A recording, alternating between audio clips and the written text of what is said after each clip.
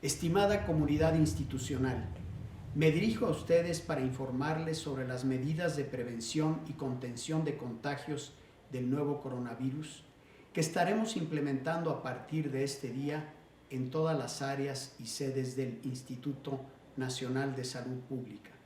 Hoy, junto con más de 110 países, enfrentamos la pandemia del COVID-19. En este momento, México se encuentra en el escenario 1 de transmisión, únicamente con casos importados. Sin embargo, dada la dinámica de la enfermedad y la situación de países cercanos a nosotros, se espera que en un periodo corto pasemos al escenario 2, en el que se presentarán brotes comunitarios que podrán sumar centenares de casos. Ante este panorama, iniciamos acciones dirigidas a prepararnos para enfrentar el escenario 2 y planificar protocolos que implementaríamos en caso de llegar al escenario 3, en el que habría brotes regionales y dispersión nacional. Deseo transmitir un mensaje de tranquilidad.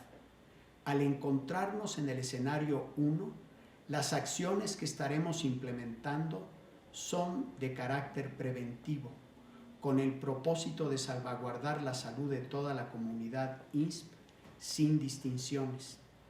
Hoy iniciaremos con una plática de la doctora Celia Alpuche, directora del CISEI y experta en el tema, quien abordará la situación y características de la pandemia en el ámbito global, las estrategias de mitigación recomendadas para cada etapa y las acciones generales que debemos tomar de inmediato para prepararnos adecuadamente. Además, difundiremos de manera electrónica las recomendaciones generales que debemos seguir. A inicios de la próxima semana, daremos a conocer el protocolo de prevención, las estrategias de contención que debemos implementar de inmediato e iniciará la conformación de grupos de trabajo para establecer las acciones institucionales para nuestras tareas de docencia, investigación y servicio, así como acciones de comunicación a través del portal web y los correos institucionales. El día de hoy se anunció el tránsito hacia clases virtuales a partir del 23 de marzo. La próxima semana continuaremos comunicando. Los invito a mantenerse bien informados, estar muy atentos a nuestros comunicados y actuar de manera comprometida y solidaria para proteger nuestra salud y la de nuestra comunidad. Trabajando juntos, hemos superado muchos obstáculos en los últimos 3 años. Estoy seguro que como comunidad INSP superaremos juntos este nuevo reto. Muchas gracias. Hola, ¿qué tal? Un saludo muy cordial a todos los integrantes, compañeros y compañeras de la comunidad del Instituto Nacional de Salud Pública. El día de hoy me dirijo a ustedes para platicar un poco sobre la situación que estamos viviendo con la pandemia por este coronavirus y por la enfermedad conocida como COVID-19. Y vamos a tratar de platicar un poco de las características de esta pandemia para que todos estén informados. Y estoy a sus órdenes además para cualquier otra pregunta, incertidumbre, comentario que quieran hacer posteriormente. Como ustedes saben, estoy localizada en el CISEI y estoy a la disposición de ustedes para aclarar estas dudas, si está dentro de mi conocimiento poder aclararlas. Bueno, ahora en este momento vamos a tratar de platicar algunas cosas divididas en estos 5 puntos, que son la epidemia, el virus, lo que debemos saber, cómo protegernos y lo que estamos haciendo en México para prepararnos, y concluir con un mensaje de lo que el director de la institución, el doctor Juan Rivera Don Marco, nos ha pedido que trabajemos todos en conjunto para protegernos como institución, como Instituto Nacional de Salud Pública. La epidemia, como ustedes todos ya saben, porque está en todos los medios, solo para recordar rápidamente, pues tuvimos las primeras noticias porque el 31 de diciembre del año pasado se describe en la ciudad de Wuhan, provincia de Hubei en China, un conglomerado de casos de personas que tenían una neumonía que se considera como una neumonía atípica. Se asoció a que todos estos tenían relación con un mercado de pescados y mariscos. Una semana después, los científicos chinos habían detectado a través de pruebas de alta sofisticación y de alta tecnología, como es la secuenciación, la presencia de un nuevo virus, o sea, un virus que no se había descrito previamente y que pertenecía a la familia de los beta coronavirus como la causa de estas neumonías o de este brote particular que se estaba viendo. Este nuevo virus ahora se conoce como el SARS-CoV-2 y la enfermedad es lo que se conoce como COVID-19. Y aclaro estos términos para que no exista confusión cuando se empieza a hablar casi indistintamente de uno y de otro. Por similitud genética, o sea, de la secuencia de este virus, este coronavirus se asoció, este brote, a la transmisión de animal a humano primariamente, porque la gran mayoría de los coronavirus se han identificado originalmente en animales. Además que, como veremos después, hay 2 coronavirus que han causado problemas serios en otro tipo de epidemias y que también tienen su origen en los animales. La identificación del virus por secuencia genética permitió desarrollar una prueba diagnóstica y ya con la prueba diagnóstica se pudo ver que en realidad ya había una transmisión rápida de humano a humano y que esto podría estarse extendiendo más de lo que se estaba pensando en este momento. Ustedes saben a través de los medios todo lo que ha pasado en estos meses y la extensión de la epidemia ha sido muy rápida al grado de que hace pocos días ya la Organización Mundial de la Salud la declaró una pandemia, es decir, porque hay transmisión activa de esta enfermedad en más de 2-3 continentes, prácticamente está en todo el mundo. Como ustedes pueden ver, en este momento hay más de 132.758 casos confirmados, y digo más porque esto es el corte de anoche y esto va cambiando todos los días. La mayoría son casos que se confirmaron en China, con cerca de 5.000 muertes en todo el mundo. Hago la aclaración que estos son los casos que se han confirmado en el mundo, pero pueden existir muchos casos que no llegaron a confirmarse y por lo tanto puede ser mucho más.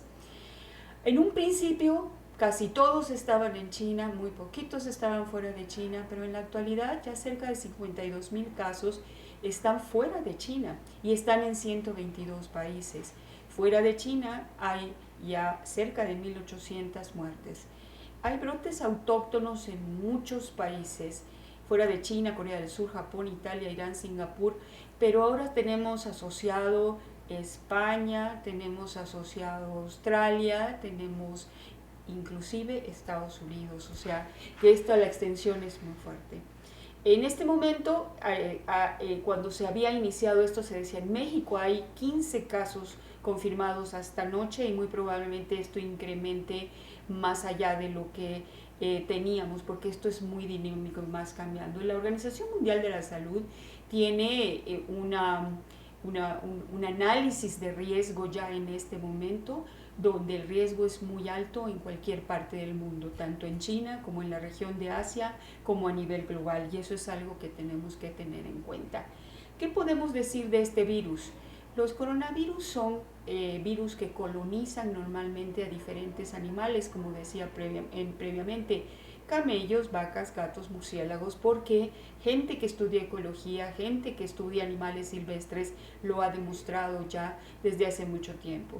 Algunos coronavirus, 4 de ellos, son conocidos porque producen infecciones respiratorias leves como catarro común. Y ahí pongo estos nombres que se ven un poco raros, pero son los que se conocen y que además aparecen en los paneles virales que ofrecen en diversos laboratorios clínicos cuando se hace el diagnóstico. Este es un nuevo virus. Tiene una alta similitud genética a los coronavirus ya identificados en animales y también con los coronavirus conocidos productores de catarro común, pero también se parece a los 2 coronavirus que previamente han producido epidemias más fuertes, con cuadros más serios, como son los más temidos de ese siglo antes del actual, que son el SARS y el MERS. Estos dos últimos, el SARS, surgieron en 2002-2003 también en Asia. Produce enfermedad respiratoria con alta probabilidad de producir casos graves, con una letalidad de hasta el 10%. Y el MERS surgió en Arabia Saudita y se ha extendido por algunos países árabes e inclusive llegó a Corea, con una letalidad que puede llegar hasta el 30%, o sea, es mucho más alta. Quiero dejar el mensaje desde este momento que este nuevo virus, el SARS-CoV-2 que produce COVID-19, es menos letal que el SARS y el MERS. Y eso es algo que tenemos que tener en cuenta. El virus, como ya habíamos dicho, es de la familia beta coronavirus. Ya se conoce toda su estructura porque tenemos secuencia genética. Los tres virus SARS, MERS y SARS-CoV-2 tienen su origen en los murciélagos. Las secuencias genéticas de este SARS-CoV-2 de pacientes de que se han identificado en China y posteriormente en Estados Unidos tienen mucha similitud, aunque hay algunas variaciones que puede ayudar a decir si son los que ya vienen de Italia, los que vienen de China o de las diferentes regiones. Al tratarse de un virus que está infectando humanos, por primera vez en el mundo nadie tiene inmunidad contra ellos. Por lo tanto, todos somos potencialmente susceptibles a infectarnos con este nuevo virus. ¿Qué debemos saber? Lo que debemos saber, en primer lugar, y antes de darle datos más duros, como decimos en la investigación de nuestro instituto, hay tres cosas que quiero que queden como mensajes muy claros. La primera es que la mayoría de las personas infectadas en esta epidemia de COVID-19 experimentan síntomas leves y se recuperan. Y como verán, esto es cerca del 85%. Sin embargo, algunas personas pueden sufrir molestias moderadas o inclusive más graves que pueden requerir atención hospitalaria. Y estas personas que han tenido las formas más graves y que requieren atención hospitalaria se conocen como individuos con riesgos. Y los riesgos son, primero, la edad. Se ha visto que es en mayores de 65 y conforme han ido saliendo más datos a través del mundo, esto ha disminuido hasta mayores de 60, a las personas que tienen enfermedades crónicas debilitantes y después veremos algunas gráficas y aquellos que tienen alteración de su sistema inmune, pero abundaremos más después. Quiero que vean esta información que viene de los Centros de Control de Enfermedades de Estados Unidos, y mucha de esta información viene de los Centros de Control de Enfermedades de China, porque es de los que tienen una información muy vasta por la situación que han vivido con la epidemia. En esta epidemia, la mayoría de las infecciones, como les decía previamente, son leves. Vean que en esta gráfica de los datos de China, el 81% fueron leves, el 13.8% fueron graves y de estos el 4.7% requirieron llegar a una unidad de cuidados intensivos. La mortalidad, o más bien en esta gráfica lo que estoy representando es letalidad, ¿sí? Es decir, aquellos que mueren de aquellos que se conocen como infectados. Podemos ver que ha variado mucho de país a país. Algunos han tenido valores tan altos como 5% en Italia o inclusive un poquito más elevado en Irán, o podemos ver que pueden haber datos muy bajos como los de Corea de 0.7%. ¿Qué significa esto? Lo más probable es que tenemos diferentes, lo que nosotros sabemos aquí en el instituto como denominadores, es decir, la base de la pirámide del total de infectados, dependiendo de los sistemas de vigilancia, como se han contado, no es armónico, no es igual en todos lados, y por eso en algunos parece más y en otros parece menos. Sin embargo, los datos de Corea del Sur, que han muestreado a muchísimos pacientes con infecciones leves y con infecciones graves, quizá está más cercano a la realidad de la letalidad, que estaría cerca del 1%, más que los valores más altos que se han visto en algunos países, que quizás están más enfocados a tomar muestras, a confirmar en aquellos que están más graves y no en todos dentro de la gama de los que se infectan. Lo que tenemos que tener en cuenta es que la mayoría de la gente que se infecta por este virus y que tiene manifestaciones clínicas se recupera. como pueden ver en esta gráfica de un análisis que ha hecho en la Universidad de Johns Hopkins, recopilando información de todo el mundo. La gran mayoría se va a recuperar sin necesidad de ningún tratamiento específico, simplemente quedarse en casa, descansar y dejar que surga el curso normal de la enfermedad.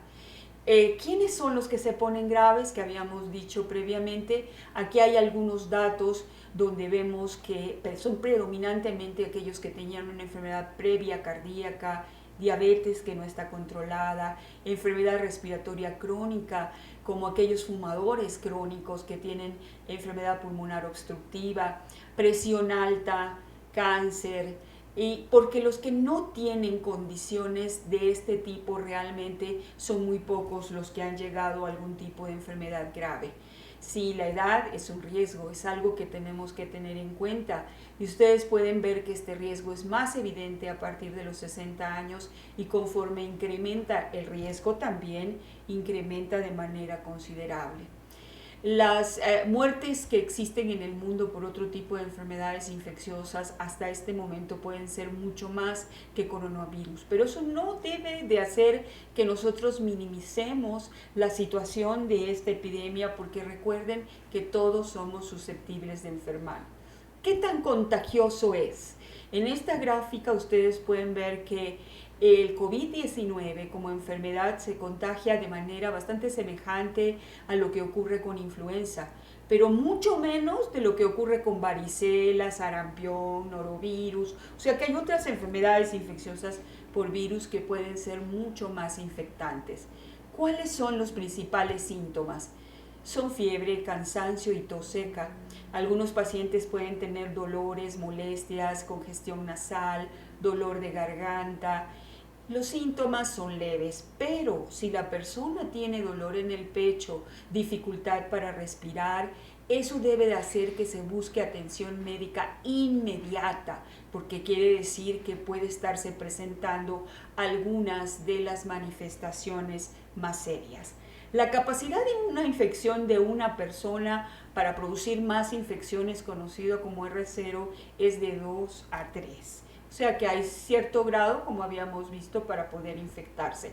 Quizá uno de los datos que se convirtió en el experimento sin querer más importante es el del crucero que se quedó varado en Japón y que todos conocemos de los medios, que el crucero en Yokohama. Ahí se quedó y resulta que se dejó a libre de situación, donde la gran mayoría de los susceptibles que estaban ahí, entre tripulantes y pasajeros, que eran 3.711, pues se infectaron los que se tenían que infectar, que fueron 700, y fallecieron 6. Y eso nos da una tasa de incidencia de 188 por cada 1000, una tasa de letalidad de 2.8 y un periodo de incubación de 14 días. O sea que esta situación en este crucero permite analizar ciertas características de la dinámica de transmisión.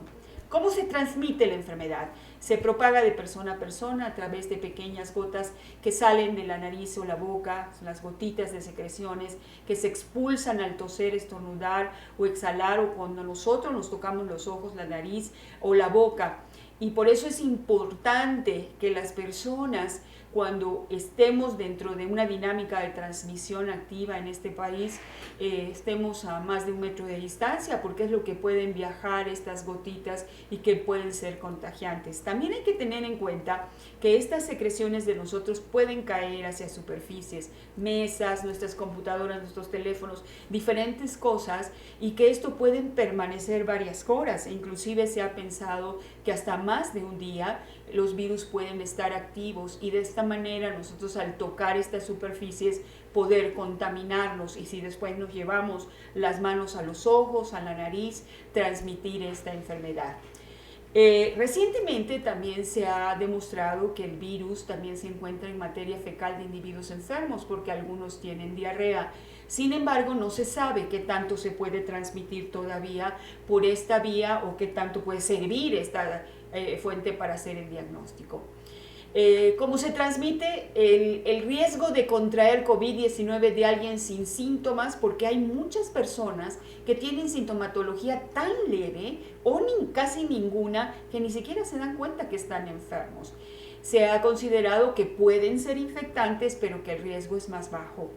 Y es muy importante entender que esta parte de la sintomatología leve ha contribuido mucho a la diseminación, porque la gente no se da cuenta que está infectada, sigue caminando, sigue trabajando, etc. ¿Quién tiene los mayores riesgos de infectarse? Riesgo muy alto es la gente que está trabajando directamente con los enfermos que requieren atención, como un tubo de ventilación, que hay que intubarlos, que hay que aspirarlos, que hay que estar trabajando con ellos. Ese es el mayor riesgo. El riesgo alto es el gran potencial de exposiciones en trabajadores de la salud que están recibiendo a estos pacientes enfermos con muchísima sintomatología. Riesgo medio es la población en general, sobre todo si estamos en lugares con mucha conglomeración y hay personas infectadas, o si estamos demasiado juntos. Y el menor riesgo son lugares de trabajo que no requieren que los empleados tengan contacto frecuente con el público o compañeros de trabajo. Las prácticas básicas de higiene personal son muy importantes en cada una, y además de las precauciones especiales van subiendo conforme se va incrementando los riesgos que tenemos. De tal manera que, ¿qué probabilidad tengo de enfermarme de COVID-19? Depende de dónde vivo, de dónde he viajado recientemente, particularmente en la situación que se encuentra México actualmente en la transmisión de esta enfermedad, que es todavía en el escenario 1, que es transmisión por importación. Todavía no se ha detectado una transmisión comunitaria. Entonces es el riesgo de si he viajado o si he estado en contacto con alguien que ha viajado recientemente, que tenga sintomatología o que por alguna razón se haya diagnosticado positivo para este virus. El riesgo de esta infección es mayor en las áreas donde varias personas ya han sido diagnosticadas con COVID-19. O sea, si alguien viene de Italia, alguien viene de China, alguien viene de España, en estos momentos el riesgo es mayor a que se viniera de un país donde solamente hay transmisión importada, como el caso de México. El principio era todo China, ahora no, hay en muchísimos otros países y por eso es que se ha estado diseminando más. Solo para darles una idea de cómo se han diseminado, en esta gráfica ustedes pueden ver que prácticamente todos los países que tienen transmisión activa han seguido un curso idéntico, ascendente. Solo Japón es el que tiene una curva diferente y es muy interesante poder conocer, que todavía no es público, qué ha hecho Japón para que esto sea de manera diferente. Es muy importante tomar en cuenta cómo México nos ha estado dando los mensajes en el mundo entero a través de la Organización Mundial de la Salud. Sabemos cuáles son los escenarios de respuesta ante una enfermedad emergente, escenario 1, 2, 3, y el 1 es en el que estamos actualmente en México. Estoy hablando del día de hoy, 13 de marzo del 2020. Es el de importación, es decir, todos los casos que se han detectado están asociados a un viaje o a un contacto de alguien que acaba de viajar. En general, lo que existe es una transmisión directa asociada al viaje o una transmisión de segunda generación asociado a alguien que viajó. Pueden haber brotes familiares. Como ven, el espectro de enfermedad es el mismo, cualquiera que sean los escenarios. La magnitud de los infectados es diferente. En el escenario 2 ya hay dispersión comunitaria, es decir, que ya hay transmisión de tercera generación, hay brotes comunitarios, pero por lo general localizados. Ojo, es muy probable que en México muy pronto transitemos a este escenario 2, viendo la dinámica que ha ocurrido en los otros países. Y el escenario 3 es el epidémico extendido, cuando ya hay brotes regionales, dispersión nacional, etc. Es muy importante tomar en cuenta que estamos acá, en el escenario 1, y que esto puede cambiar rápidamente hacia el escenario 2, y la participación de todos para evitar esa diseminación es muy importante. Cuando vemos qué es lo que tenemos que hacer en cada uno de estos escenarios, el primero es la preparación, y tuvimos tiempo afortunadamente. Esto es diferente de lo que vivimos en el 2009 y nos hemos estado preparando.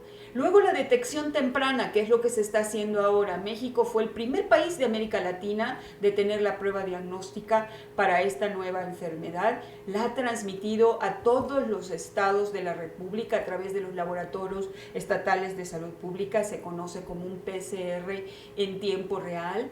Y además ya se está transfiriendo también a hospitales grandes y a inclusive a algunos hospitales grandes privados, a laboratorios privados bajo un sistema de control de calidad.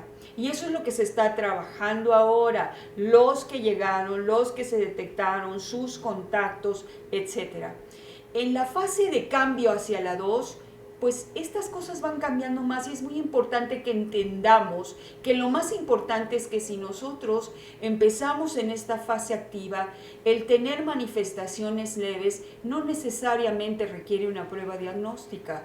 Cuando ya estamos en una fase de dispersión, yo tengo que quedarme en casa, evitar contagiar a otros, estar atento si no tengo signos de alarma, tener nada más el contacto, proteger a mi familia para no contagiarlos, usar las medidas de desinfección adecuadas que van a estar disponibles a través de los micrositios de nosotros del Instituto Nacional de Salud Pública para el acceso de todos ustedes, que de hecho ya están, ¿sí? Y que pueden ser consultados de cómo hacer esa autoprotección.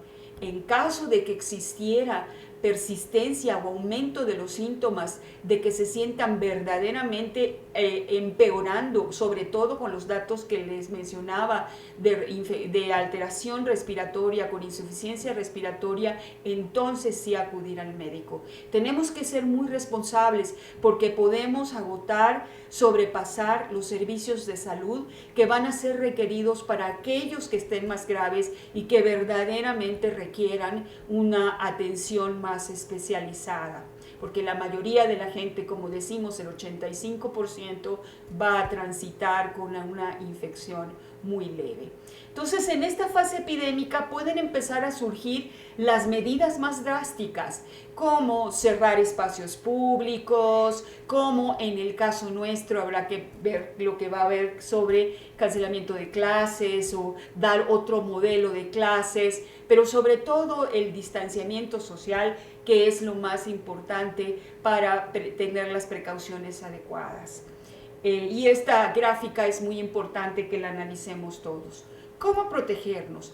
Lavarnos las manos continuamente con agua y jabón, usar desinfectante para manos a base de alcohol, mantenerse al menos de 1 metro de distancia entre usted y cualquier persona que esté tosiendo o estornudando, evitar tocarse los ojos, la nariz y la boca, asegurarse de que usted y las personas que lo rodean sigan una buena higiene respiratoria, es decir, la etiqueta respiratoria, cómo cubrirse la boca y la nariz cuando tosemos o estornudamos. Acuérdense, con el ángulo del codo, o si se usa algún pañuelo desechable, tiene que ser desechado de una manera muy especial para que no continúe la contaminación.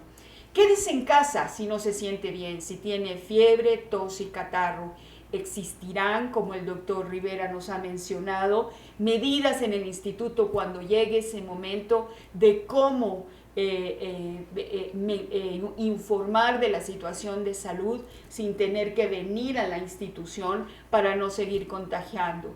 Si tiene dificultad para respirar, busque atención médica de inmediato, evite lugares concurridos, manténgase informado sobre los últimos desarrollos y siga los consejos de su proveedor de atención médica y de los encargados de la salud pública de nuestra región, de nuestra localidad y del país. Lo que estamos haciendo en México, hay información y lo saben, una información de todas las noches dedicadas a esto, inclusive en las presentaciones mañaneras del presidente. Hay información en todas partes, en la página de la Secretaría, en la página de la Dirección General de Epidemiología y en nuestra página del Instituto Nacional de Salud Pública, donde ustedes pueden recoger todos los lineamientos, diagnóstico, atención médica, cómo se han desarrollado estas tecnologías diagnósticas, quién la tiene, a dónde acudir, cuáles han sido los planes de reorganización de las áreas hospitalarias, capacitación, abastecimiento de insumos, La preparación ha sido fuerte, ha sido intensa y esperamos que todo eso, con la ayuda de toda la población para autoprotegernos, servirá de mucho para poder enfrentar esta situación. En conclusión, debemos estar informados, seguir las indicaciones de precauciones ya difundidas, tranquilidad y estar alerta. No quiero decir que debemos estar en pánico para nada, tampoco minimizar la situación, porque si se infectan muchos, el pico de la pirámide, que son los graves, también serán muchos y eso puede desbordar los servicios de salud. Identificar si somos o alguien en nuestra familia es de riesgo para extremar las precauciones. En el Instituto Nacional de Salud Pública, como el doctor Juan Rivera les ha dicho en el mensaje anterior, estamos trabajando en una propuesta de 3 etapas: acciones generales inmediatas de preparación y acciones de mitigación específicas guiadas por las características locales de la transmisión de la enfermedad, la demografía, nuestras capacidades inmediatas y conforme cambiemos al escenario. Solo quiero dejar un mensaje final. Nuestro instituto se está preparando, siguiendo los estándares nacionales e internacionales en beneficio de la comunidad del Instituto Nacional de Salud Pública. Muchas gracias.